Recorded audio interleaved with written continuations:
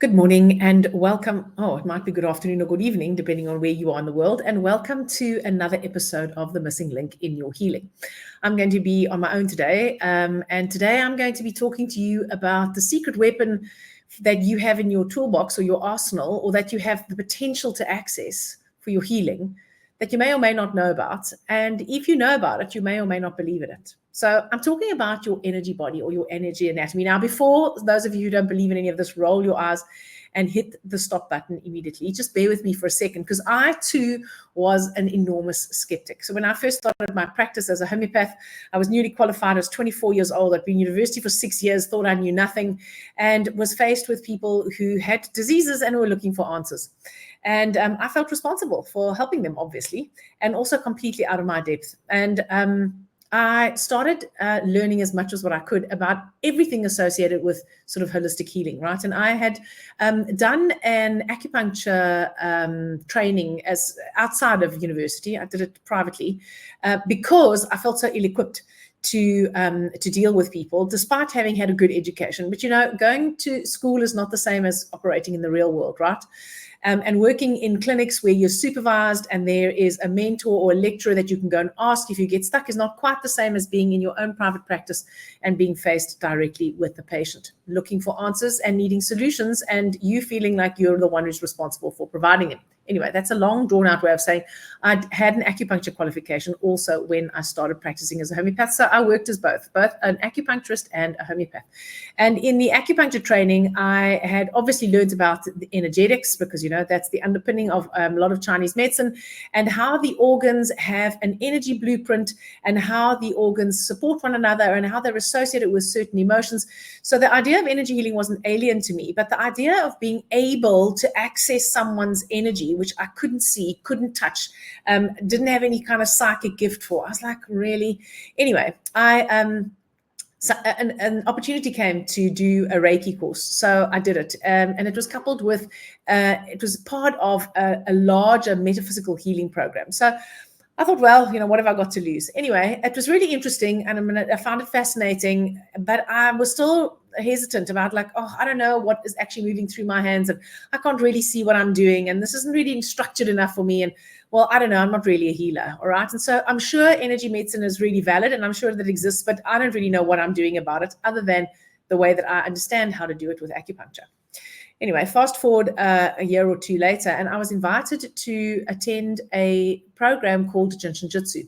And Jinshin Jitsu, literally translated, it's a traditional Japanese healing art, and literally translated, it means the art of the creator through compassionate and knowing man.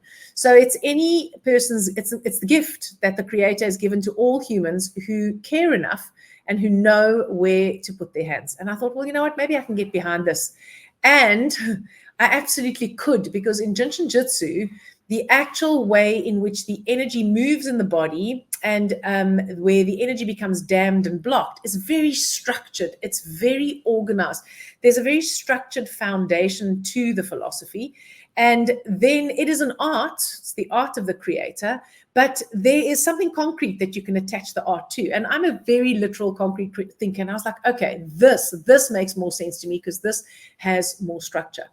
So in Jinshin Jitsu, it is believed that there are various depths in the universe, and they are reflected in the human. And you don't have to worry about what any of this means. It's just a bit of background for those of you who are interested. And at the level of what they call the sixth depth of energy, the blueprint, the energy blueprint for the body and the being arises. So an energy blueprint is like a negative for a photograph. So, you know, before we had digital photographs, we used to have to take photographs on film, and you would, when you had your film developed, you would get the pack with the actual images, and then you'd also get the strips of the negatives. And the negatives were sort of vague and blurry and a bit more indistinct, but they were what the images were patterned on. So the negative determined what the image looked like. And this is essentially this blueprint. It's the same in the body. There is an energy blueprint. There's an energy blueprint that exists at the level of the sixth depth in Jinshin Jitsu. And the energy blueprint determines the patterning of the body. It determines how the body's going to look and how it's going to work and how it's going to function. And it encompasses everything. It encompasses the genetics. It encompasses the metabolic rate. It encompasses inherited kind of tendencies and traits. it includes everything. And at the level of this energy blueprint, we are directly connected to source or the creator, according to Jinshin Jitsu. And we can draw that energy into our energy body and into our physical body. And it comes into the body in the form of what they call in Jinshin Jitsu the main central vertical universal harmonizing energy. And the main central vertical comes down into the body. It comes in, it's manifested in the spine, right? And it moves down the front and up the back, and down the front and up the back, through all the layers of the body and through all the layers of the energy body. And the main central is the head honcho. It is that energy source that connects us to the source of life itself. And when the main central vertical is out of harmony, then it's because we have stepped out of, because of stresses or our lifestyle, we've stepped out of this connection that we have to the creator, to source energy, to the divine, to God, if you want to look at it that way. And the main central circulates in this pattern up the back and down the front and up the back and down the front. And at the level of the inside of the knee, it divides into what they call a left and right supervisor. It's also got a very long name, but we're just going to think of it as the supervisor, right? And so the left supervisor moves along the left side of the body and it harmonizes everything that happens on the left. And the right supervisor moves along the right side of the body and it harmonizes everything that happens on the right. Oh, now I was supposed to tell you a story before I went into this. Okay, let me just finish this part, then I'll tell you the story. And at the level of, at the top here of your shoulder blade, between the point of your shoulder blade, the upper point of your shoulder blade and your spine, that energy divides once again into what they call the two diagonal mediator energies. And those diagonal mediator energies, they weave a pattern through the body like this, and they connect with one another. But what they do is they connect the left side of the body to the main central vertical to the right side of the body, and the right side of the body to the main central vertical and the left side of the body. So the mediator allows communication between both sides of the body. And those three energies are the universal energies. And right, that's essentially, think of it as the energy supply that comes directly from source energy, from the universe, from God. Now, I'm going to go back a little bit, right? Because I wanted to tell you a story when I started out. So I discovered Jinshin Jitsu and I was like, oh, Jinshin Jitsu, this sounds amazing. Structured, this makes sense to me. I can get behind this because I'm going to explain the rest of the structure to you just now. But then it was, you're going to do the treatment for an hour and people have to have at least 10 treatments. And how are you going to sell them into 10 treatments? These were all my limitations when I was first starting out in practice. And, I'm going to have to change my whole practice structure to fit these in, and it's going to mess with my diary. And there was another lady that had attended the same workshop as me that was living in the same town as I was. And so I thought, well, you know what? I'm just going to refer my clients to her because I really think this is a great therapy. And then a couple of years later, I was living in England and I connected with a friend of mine who, incidentally, I'd met at that very course. She was a medical doctor and an acupuncturist and a kinesiologist who had then become a Jinshin Jitsu practitioner. And she said to me, this is about all I do these days. And I was like, what? Really? That thing with the like little energy things and the hold and the fingers and the what? And she was like, yeah, it's so amazing. Anyway, it inspired me to go and study further. And so because I was overseas, I was fortunate enough to be able to go to the requisite number of Jinshin Jitsu programs in order to become a Jinshin Jitsu practitioner, which is what I did. So fast forward, I'm back in South Africa. I'm back in my practice. I'm doing Jinshin Jitsu. I'm telling my patients how to do it on themselves because there's a whole component of self-help.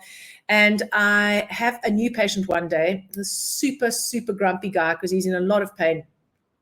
Youngish, I don't know, late 30s maybe. And no, maybe not even that old, mid 30s. And he, in fact, younger than me, 30-ish. And he says to me, he's from the UK, and he says to me, I don't believe in homeopathy. I don't believe in any of this medicine. So I don't want any of this medicine, but I have this chronic condition. No one can really tell me how I can fix it. None of the drugs they've given me has worked. And I used to have acupuncture when I lived in London, and I've heard that you do something similar because by that stage I'd stopped doing acupuncture. I was just doing Jinshin Jitsu and homeopathy. And so I want that thing that you do that's almost like acupuncture. I don't want any medicine. So I said to him, well, look, if that's the case, if you don't want any other medication, no other advice or help, then you're going to have to come every day, thinking this is going to put him off. And he said to me, I don't care how long it takes, and I don't care how much it costs, and I don't care how often I have to come. But this is like my last chance. So I said, okay. So he came every day during the week, obviously for a month, maybe 6 weeks. And he started getting better. And all we did was Jinshin Jitsu. He lay on the bed. I did the treatments. And while I did the treatments, he spoke. And at one stage, after about the 5th session, he said to me, what is it that you're doing? Because I never speak to people like this. So he didn't know me. It wasn't because he trusted me. I have to believe that it was something to do with the Jinshin Jitsu. Anyway, we unpacked his life. We discussed it. I gave him my opinion. And he started getting better. And then he started coming 3 times a week. And he did that for 2 months. And then he came twice a week for 2 months. And then he came once a week. And after 6 months, had no more symptoms. Now, he'd been diagnosed with an autoimmune disease. He'd had prostatitis, so chronic prostatitis. And the prostatitis had spilled over, and it became more of a systemic problem, and it started affecting all his joints, and it affected his concentration and his focus. He was in a lot of pain, and the steroids that they were giving him weren't working, and the doctors had basically thrown their hands up in the air and said, you know what, this is according to him, okay, so I heard it secondhand, said, we don't know what to do. You basically got to go home and hope maybe you'll get better and maybe you won't. Anyway, needless to say, he became a convert, right? But that, for me, was an enormous opportunity to realize that only by letting the patient talk, because that's what he did. I didn't do much speaking. He did the speaking. Really getting to know someone, having them be seen and heard, and working on their energy body consistently can actually turn a chronic disease, supposedly incurable, around. So that was my first experience of the power of working just with the energy body. Then I had another opportunity a couple of years after that. A patient of mine, her son, who had been a patient of mine infrequently, he was a non-believer, shall we say. She was very pro-complementary medicine. He wasn't. He was in a terrible car accident, and he had a double brain shear injury. So in other words, he had severe brain damage, and he was in a coma. And I still remember, I think it was the 29th of December, because that's my husband's birthday, and it was in this sort of Christmas break between Christmas and New Year. And in South Africa, that's when it's summertime, everyone's on holiday, you know. And I remember her phoning me and saying to me, listen, he's been in a terrible accident. He's in a coma. Can you come and give him Jinshin Jitsu in the hospital? Now, I just want to add that this lady was incredibly proactive, and she was involved in a therapy called LIFT, which is a listening fitness technique, which is about programming the brain through the ear with the use of filtered sounds. And so the minute that this had happened, she started playing these they weren't binaural beats. It's something different to that. And she started playing this music to him through headphones. They sat with him, they prayed for him, they read to him. His family, there was always someone with him, keeping him engaged, even though he was in a coma and completely non-responsive. Anyway, they got permission from the ICU head for me to come. And I went every day, and no idea whether this was going to work or not. And gave him a Jinshin Jitsu treatment and showed the family how they could work on him in between. So in Jinshin Jitsu, you can only work on a patient. You can be worked on for 1 hour out of every 8. So, you know, if I came at 9 o'clock in the morning, then, and I gave him a treatment until 10, then 8 hours after that, so 6 in the evening, when his mom came to visit, she could actually give him another treatment. So I showed them how to do a very simplified version of Jinshin Jitsu that anyone can do. And so they did this. So his family were incredibly proactive, and he had a lot of input and a lot of stimulation. But a lot of it was Jinshin Jitsu. Anyway, 6 weeks later, halfway through this, he got pneumonia, got a hectic infection in the ICU. They thought he was going to die, and managed to pull through. And 6 weeks later, he came out of the coma. And interestingly enough, he was, in theory, they thought that he was essentially going to be in an almost vegetative state, but he could speak. He could read, he could write. He couldn't walk. He was paralyzed on the left side because of the brain damage. But mentally, he was so much better than what anyone had expected. Anyway, he went to rehab, and then, he went to a more intensive rehab as well. And a therapist there told him that he needs to reconcile himself to the fact that he's going to be in a wheelchair. This young man was 21 years old, and he refused to accept that. So when he got back to East London, they brought him to me, and he continued having the Jinshin Jitsu. His mother kept on working on him, and he walks. I haven't seen him for a number of years. They left town, but the last time I saw him, he was walking with the aid of one stick. He had done a barista course. He was doing some sort of computer studies, and he was a walking miracle. Now, I'm not saying it was only the Jinshin Jitsu. There was a lot involved, right? And he was a walking miracle. And please, I'm not taking credit for that. But it was another opportunity to see the power inherent in working on the energy body. And since then, I have to tell you, I've been a convert. Okay, so back to the Jinshin Jitsu. So we've got these three universal energies, and then the energy denses down and it forms in Jinshin Jitsu what they call safety energy locks. They call them safety energy locks because they say they lock or block for our safety, and then we get a symptom in that area. And when we get the symptom, we pay attention to it, right? So that's why they safety energy locks. So they're like, I think of them as like circuit breakers. They're circuit breakers so that when a circuit is overloaded, then the circuit breaker kicks in, and so that we don't actually end up having an electrical fire. It stops the emergency. So safety energy locks then are the next level. So the energy gets more and more dense. So now we're on the physical body. Safety energy lock is like a little vortex of energy that spins down to the bone, through all the layers of the body, through the skin, and through all the layers of the energy body. We'll talk about the layers of the energy body just now. And we can turn these safety energy locks, we can open these vortices by putting our hands on them, because every single human has hands and feet. The way in which energy moves, one of the pathways, and you just have to trust me on this. And if you want me to answer more questions, you've got to send me an email, because this is boring for some. One of the ways that the energy moves is down. This is my right hand, so it moves down the right hand. Imagine there's a downward arrow here, and it moves up my left hand. So your hands are like jumper cables. Your hands are like jumper cables, and the safety energy locks that are not working are like the battery terminals. And when you put your jumper cables on the battery terminals, you actually get the battery to work. So that's one of the beautiful things about Jinshin Jitsu is you can really be thinking about your shopping list. You could be having a conversation about whatever you want to. You can be in complete stillness or silence, but it doesn't require any of that, because as long as I've got my jumper cables on the battery terminals of someone else or of myself, I can be doing whatever it is, then the cars are going, right? Which means that my flat battery can charge your flat battery. And if I'm working on myself, my battery might be flat, but the more I bring the charge to my flat battery, the more I can actually wake that battery up. So for me, the best or the sort of Rolls Royce use of Jinshin Jitsu is to have a Jinshin Jitsu practitioner that actually does the sessions on you and then gives you the self-help to do at home so that you do the modified version as well, right? So in other words, the practitioner helps your battery to wake up, and then you keep your battery going and you keep on charging your battery thereafter. Having said that, neither of those two patients in the stories that I told you actually did any self-help, all right? They didn't work on themselves. They just had other people working on them. So that's the safety energy locks. There are 26 safety energy locks, and each safety energy lock is in a very, very particular place.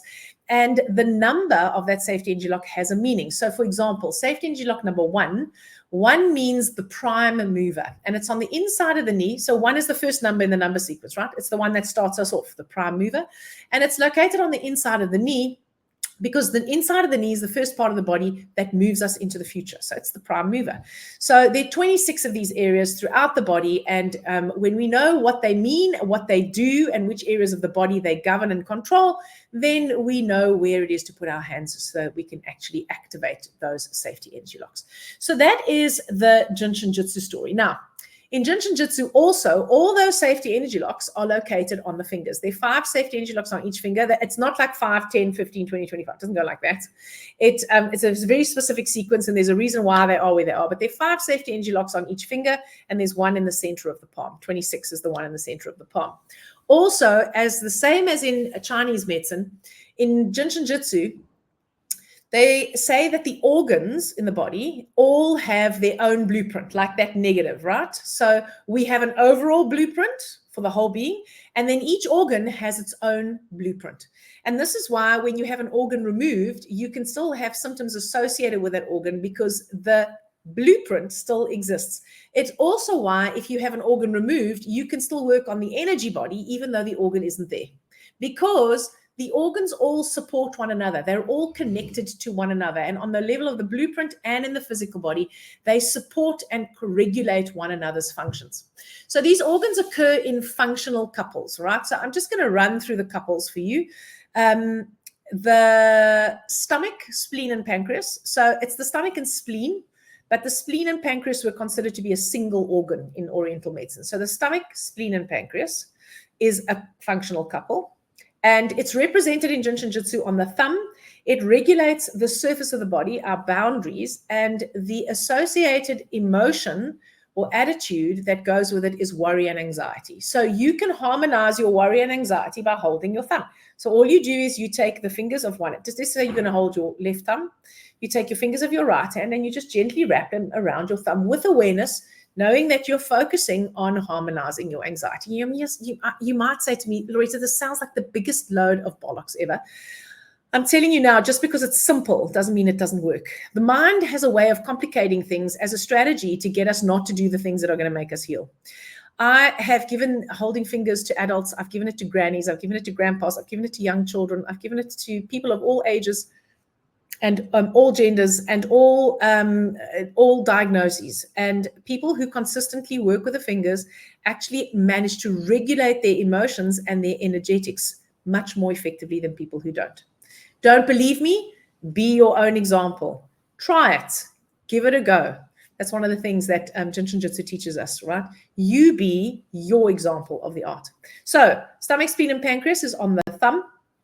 Bladder and kidney is on the index finger, and the attitude or emotion of the bladder and kidney is fear. Now, in the last podcast, we spoke about fear, didn't we? And about how fear is one of the keys to creating disease, and knowing about that and being able to face the fear and work with the fear and allow ourselves to feel it more effectively helps us to actually stop it from having such a negative physical effect on our immune system. So the index finger is the fear one, right? So again, if you feel like you have a lot of fear, it's especially associated with survival stress, right? You don't have enough money, there's not enough time, there's not enough love, there's not enough anything, all right? Security, that's an index finger issue. The middle finger, I'm holding these fingers for those of you who are listening on the podcast platforms. If you want a more visual description, then you maybe want to go watch it on YouTube. Okay. So the middle finger is associated with the liver and gallbladder. Those are coupled organs. And the attitude or the emotion is anger and frustration and guilt. So anger is when we direct our anger outwards. Guilt is when we direct it inwards. We're angry with ourselves because we did something that we think we messed up in, right? So it's still anger. So that's the middle finger. The ring finger is the lung and large intestine. The lung and large intestine combination is associated with sadness and deep grief. It's associated with letting go and releasing. So the lung releases waste gases. The large intestine releases food waste. And together, they help us to release our emotions. Particularly sadness and deep grief. And then the little finger is associated with the heart and small intestine. Now, in Chinese medicine, they say that the emotion of the heart and small intestine is joy, excess joy. Excess joy is when we are being positive to the extent that we are not actually in touch with reality. Excess joy is when we're pretending. Excess joy is when we're fine, everything's always amazing and always awesome, when the truth is we're terrified, we're miserable, we're shameful, we're whatever inside, when we're covering it up. So when the heart and small intestine organ function energy is in harmony, we can experience the true joy of living according to the truth of our heart. We can connect to the truth of who we really are, our heart or our spirit, when they're in harmony. When they're not in harmony, we keep on pretending that or striving to reach there. So in Jinshin Jyutsu, the attitude is trying to, all the comparing, the competing, the punishing, all the I should have, I must, I ought, I need to be just as good as that person. The hustling is a little finger issue. And the pretending, all right? I'm fine when I'm actually not fine. And this little finger is also associated with regulating your autonomic nervous system. So you're just going to have to trust me on this because I'm a bit limited for time, all right? As it is, I think I'm already just about running out. So if you look at it from a Jinshin Jyutsu point of view, that's one of the ways you're going to see it. Chinese medicine, these organ couples exist also.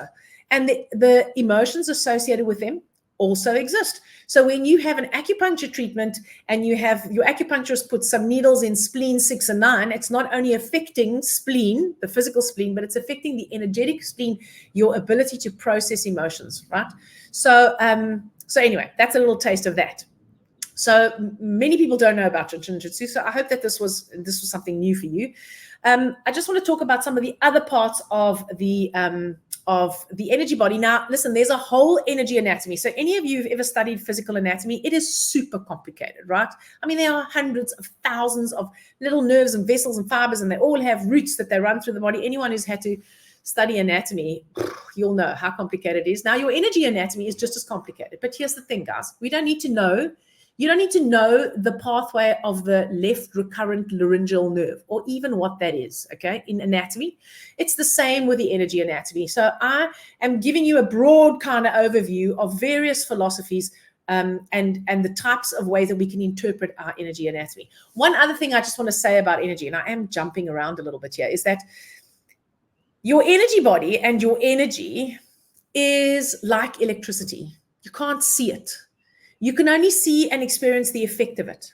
So I don't know about you, but I don't really understand exactly how the electricity gets to my light that I've got standing on my desk, right? I mean, I have an idea, right? Kinetic energy is converted, but actually, I don't really know. I know power stations have turbines.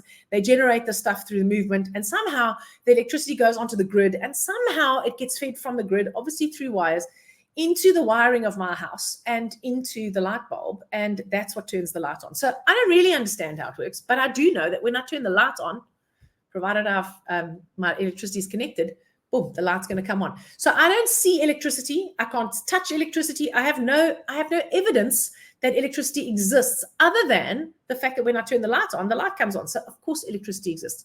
It's the same with the energy in the energy body. That's how I like to think of it, because then I think, okay, well, that's great. That makes sense to me. I don't have to be able to see it, but I can feel the effect of it. I can see the effect of it in my physical body. I can see it in my physical health. I can see it in the health of people that I've treated with this. Okay, so many people are more familiar with the chakra system. So the chakra system is from the Hindu and Buddhist tradition. There are 7 chakras.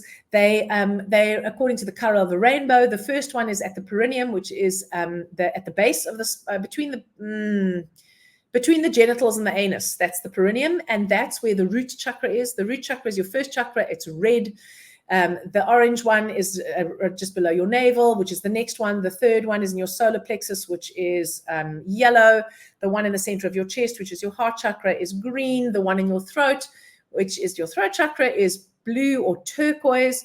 The one on your forehead is, how does it go? Red, orange, red, orange, yellow, green, blue, indigo. And this one, number 6. And number 7 is the one that goes this way, right? And that is violet. So the chakras essentially are wheels. They're wheels of energy that connect the physical and the mental and the emotional and the spiritual, all right? They're interconnections between the body and the spirit. And they're pictured as lotus blossoms or spinning wheels. Most of us have seen those pictures, you know, with the colored lights going up the front of the body. And according to Eastern understanding, this universal life force called ki or chi or prana or vital force, it flows through the top of the head.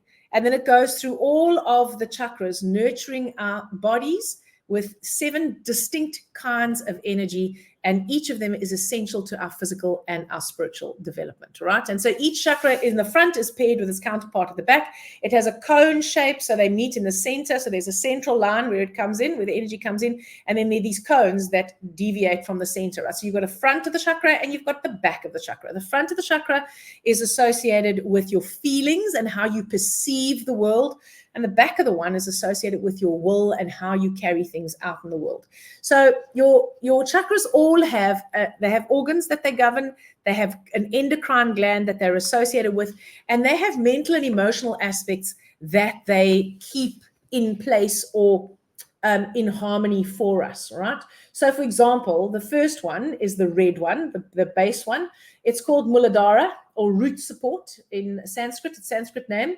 It lies between the genitals and the anus. As I said, the color is red. The endocrine gland is the adrenals, and the physical body, it supports your whole physical body. It's the energy that roots you to the earth, and the strength and the integrity of that first chakra determines how well you can manifest, you know, how well you can bring things into reality, all right? And it's connected to our tribe of origin, the things that we believe that, you know, as a consequence of our family and our culture.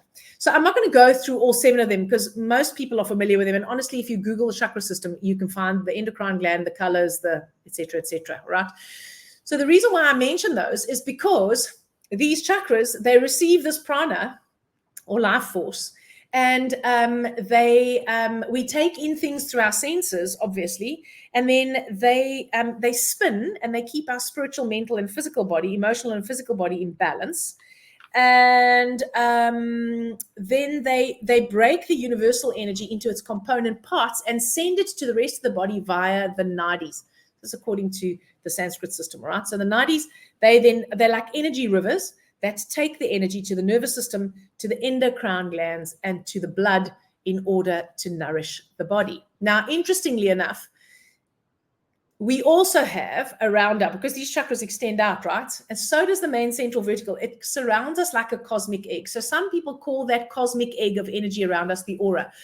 Now, whenever you have electrons in motion, you always have an electromagnetic field set up around them. So we've got quadrillions of electrons moving through our body. So it makes sense that we have this electromagnetic field around us. And of course, when someone that you don't know or that you don't like stands too close to you, when you get that like creepy feeling because they're invading your personal space, they're not touching you, but their energy is in your energy, and that's affecting you. So we have this cosmic egg of energy surrounding us in which the chakras operate, and each one, and this cosmic egg or aura, called by some, also has layers.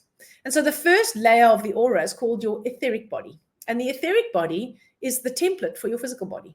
And in fact, I don't know if this is true, but they say it takes the etheric body 3 days to dissolve after the physical body dies. So that might be why in so many spiritual traditions, the burial happens only after 3 days. So the etheric body, it's the blueprint for your body, and it provides the energy for your physical body. It's sort of like the scaffold, right? It's like the energy matrix, like the foundation on which your the physical matter of the body and the tissues of the body are based. And so when things are not great in your etheric body, they change in your etheric body, they're going to change in your physical body also. The next layer is called your emotional body. And so that's the energy blueprint for your emotions. So again, if you've got lots of suppressed emotions, if you've had lots of trauma with very intense emotion associated with it, it can affect the emotional body.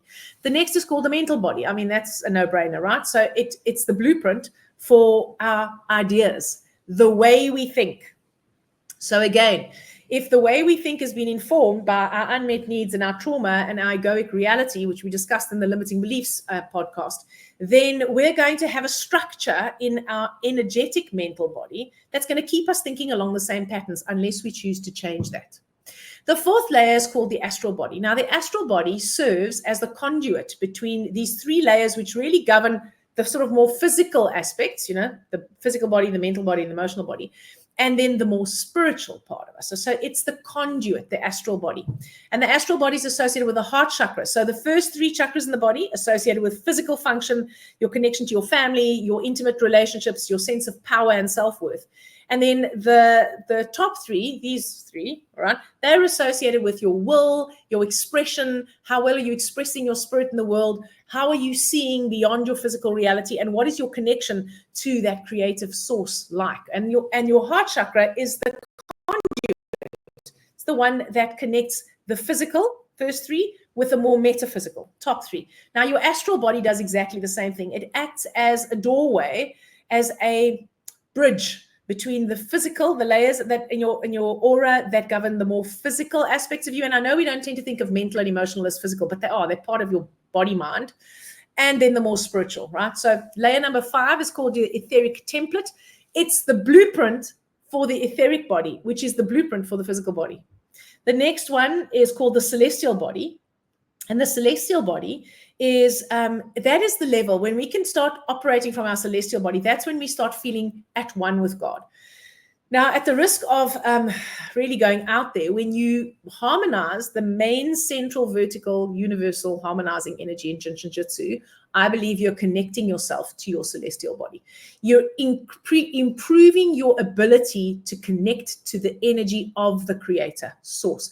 And if you don't believe in a creator or source energy, you're actually enhancing your ability to connect to the truth of your spirit, who you really are, beyond your body mind, beyond your thoughts and your feelings and your physical symptoms. And then the last one is called the Catheric template. This is your 7th layer. The Catheric template is it's called the causal body, and it holds the template for everything. It's like where everything is. And when we can operate at the level of our Catheric, when we can really connect to that layer of who we are, that's when we experience oneness with everything. That's what I understand enlightenment does. Okay. So those are your energy layers. So you can imagine when something is not working well on any one of those levels, you're not going to see it necessarily.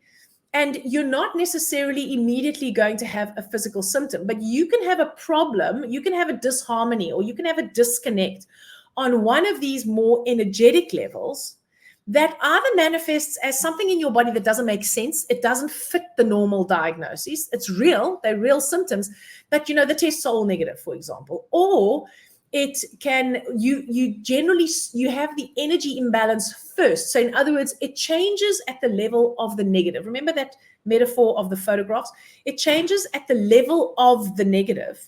And the negative will determine what the print looks like. If the negative is blurred, the print will be blurred. If the negative is clear, the print will be clear.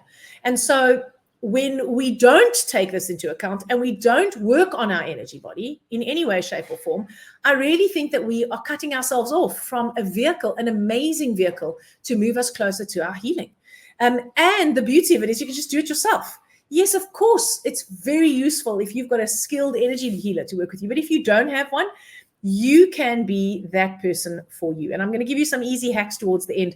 I've already told you about holding the fingers for the emotions, right? So there's some other easy energy hacks that you can do that really helps you harmonize this energy body of yours. All right. So there are lots of other parts to this energy anatomy, but I'm not going to bore you with that, right? One thing that I did want to say is I just wanted to reiterate that those functional couples of the organs, stomach, spleen, and pancreas, couple. Lung and large intestine, couple. Bladder and kidney, couple. Liver and gallbladder, couple. Heart and small intestine, couple. They all have their coupled emotions. And so at the level of the physical body, now we're on the physical body, each of these organs has a blueprint. And each one of these organs has a more energetic function in the body rather than just physical. So I'm going to give you an example. So the stomach is the thinker. Now you'll be like, thinking. What's your stomach got to do with thinking? But just think about this for a minute. When you eat the food that you get, it's chewed. So it's a piece of food. You chew it, it goes into your stomach. Your stomach breaks it into a mush and starts digesting the protein.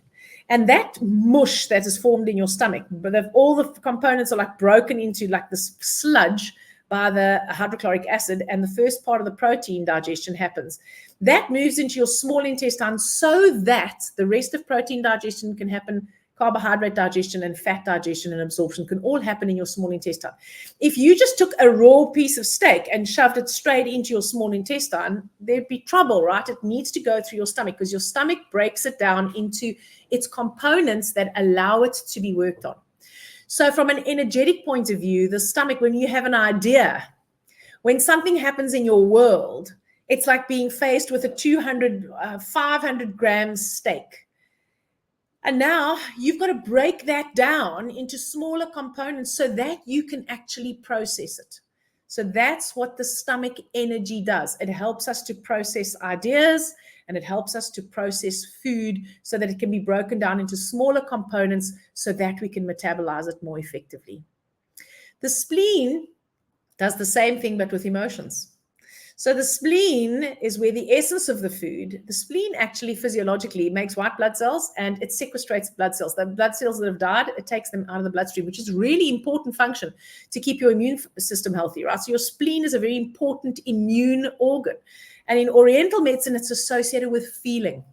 So when we suppress our feelings, when we suppress the fear, when we don't acknowledge the anger, when we don't acknowledge the anxiety, then we actually elicit a stress response in the body and we weaken our immune system. So it's directly related to how your spleen actually functions. So each of the organs does something like this. So, I mean, for those of you who want to know, the lung says, it takes things in, it helps us to assimilate. And the large intestine helps us to decide what do we hang on to and what do we let go of. So again, if we struggle to let go, then we're going to potentially develop issues in our lung and large intestine area. Incidentally, the mucous membrane that lines your lung and the mucous membrane that lines your large intestine comes from the same embryonic origin, except I think there are more mucous cells in your lung tissue. So it's not as, it looks like it's really disconnected, right? But embryologically, those organs are connected. Your bladder is the balancer. So, when you see something is only one-sided and it really pisses you off, you can get a bladder infection because it's not balanced. Your perception's not balanced. So when the bladder organ function energy sees both sides, sees the support and the challenge, then you get the balance. The kidney is forgotten, and I haven't written it down, okay? It'll come to me. Your liver is where your beliefs reside. Your liver gives you that sense of believing what is true for you. Your gallbladder makes you know it. It allows you to trust. So if your gallbladder organ function energy is very contracted, you could be a real know-it-all, or you could struggle to make decisions. Your small intestine is the analyzer.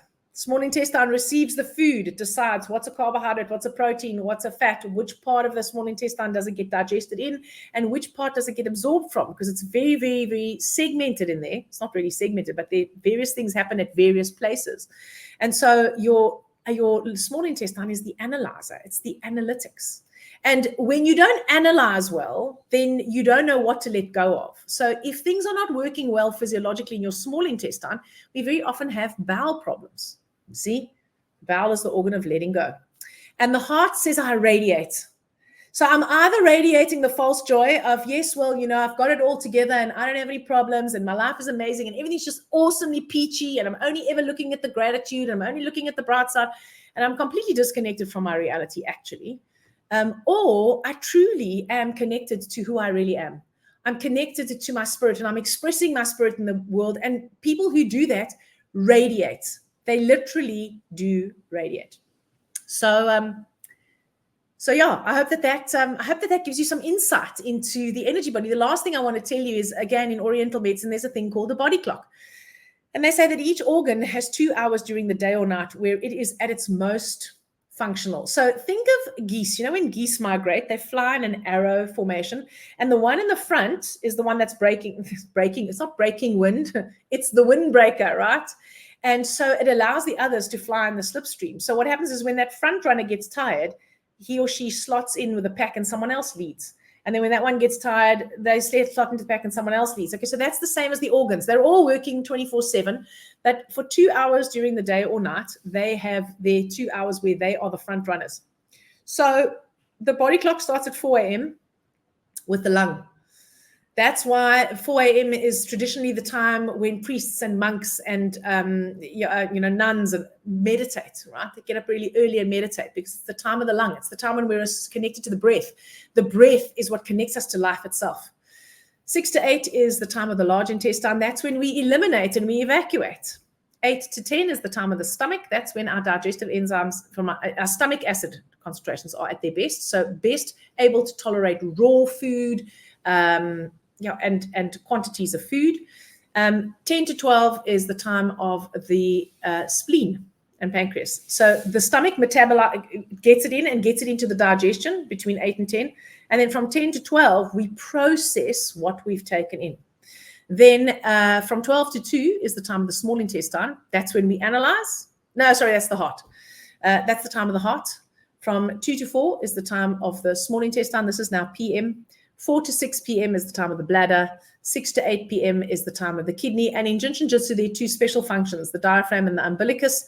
They happen between 8 and 12. And at 12 to 2 a.m., the gallbladder switches on. And from 2 to 4 a.m., the liver switches on. So if you consistently have symptoms at a particular time of the day, you want to maybe go and have a look at what's happening in the body clock, because energetically, it could tell you what is going on. Okay, so what causes stress in your energy body? Well, the same thing that causes stress in your physical body, really. The most common one is fear and anxiety, suppressed emotions, unresolved traumas, poor sleep, processed food, geopathic stress, lack of rhythm, not like you can't dance, lack of rhythm in your life, routine, bedtime, wake up time, that kind of thing. Toxic positivity, that pretending everything's okay, not being actually true about what's going on in your reality. And of course, chronic negativity can also do it. So energy hacks, all right? So some of the easiest ones that you can use is to spend time in nature. Nature resets your energy body like nothing on earth, especially when you spend time on the ground, earthing and grounding yourself, sitting on the ground walking on the ground, working with your hands in the soil, walking barefoot on the beach or on the grass, lying on the ground. That is really great for your energy body. I've got breathing and breath work really helps your energy body also. Just focusing on your breathing and doing some deep breathing for a couple of cycles of breath is going to actually replenish your energy body. Spiritual practices such as meditation, conscious prayer, whatever you consider to be a spiritual practice, and connection with yourself and with the community. And then practices like the Jinshin Jitsu self-help. So I'm going to show you a quick hack, okay? It's called the Jinshin Jitsu Big Hug. So what you do is you place your thumb of your, my left hand, on your front of your chest, and you place your fingers in your armpit like that. You'll be holding safety energy lock number 26, and you cross the other one this way. So now you've got, just can see behind my hair, right? So you're holding yourself like this. You're hugging yourself. You sit or lie down with your spine erect, close your eyes, and just start focusing on your breath entering and leaving through your nostrils. And a cycle of breathing is an inhale and an exhale, is one cycle. And once you've got the breathing, you're not changing your breathing, you're not breathing more deeply, you're not trying to take deep breaths, you're not focusing on anything except it goes in through your nose and out through your nose. You start counting the cycles of breath until you reach 36. Now, if you get lost, you have to start from the beginning. In Jinshin Jitsu, they teach that 36 aware and conscious breaths is all that's needed for perfect health, wealth, and happiness. Difficult to believe because such an easy thing to do.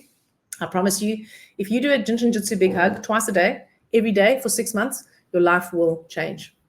So that was a lot of information. We'll speak about this more if people are more interested in it. I think it's an amazing tool. It's an amazing secret weapon that we have to actually optimize our health. We can connect to our feelings while holding the relevant finger for the emotion, right? We went through those. Or you can do the Jinshin Jitsu Big Hug, or you can do them both. Do the Jinshin Jitsu Big Hug before you get out of bed in the morning. Do it before you go to sleep at night. Doesn't matter if you fall asleep halfway through. It's okay. And when you are connecting to your feelings, hold the relevant finger. It's not going to make the feelings go away. It's not going to make you bypass the feelings. It's going to energetically help you to connect to the feeling so that you can actually feel them fully. Please don't forget that we are doing our masterclass on fear on the 30th of October. We will have a link to the registration page in the show notes. We would love for you to join us there. It's only 450 Rand or $27 if you're living outside of South Africa. And Jeanette and I are going to show you our tried and tested on ourselves and on other people, tools and techniques to help you to face everything and recover, rather than run. So we hope to see you there. And thanks for listening to another episode of The Missing Link in Your Healing. Please, if you found this useful, let us know in the comments what you liked about it, what you didn't like about it. And copy this right now and share it with a friend if you think that they might love it. The more people watch and listen, the more our podcast grows, the more people we reach. It's exactly what we're looking for. I hope you guys have an amazing, amazing rest of the week until we speak again.